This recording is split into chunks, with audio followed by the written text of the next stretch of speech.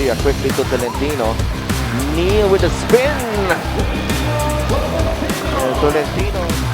Muling pinatunayan ng Kabalan Kings of Court na walang makakapantay sa disiplina at husay nila sa Maharlika Pilipinas Basketball League 2023 regular season nang pataobin nila ang Mindoro Disiplanados. Matapos makabounce back ang Pampanga Giant Lanterns kontra Parañaque Patriots, mas lumayo pa ang agwat nila na 21 points sa katunggali ngayon mula sa Mindoro. Nasilaw sa hataw ng Pampanga Giant Lanterns ang Mindoro Disiplanados at namayagpag ang galing ng Kapampangan sa final score na 91-70.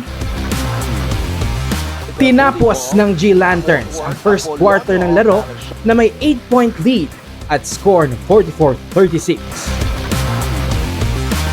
Ang The Kid from Apalit naman na si Encho Serrano ng G Lanterns ang itinanghal na MPBL Best Player of the Game with 23 points, 4 rebounds at 5 assists. Nagbunga ang paghingi ng suporta at dasal Super Coach Gov Delta dahil ito na ang ika-22 panalo ng koponan sa MPBL. Against Santa Maria and Encho Serrano down the...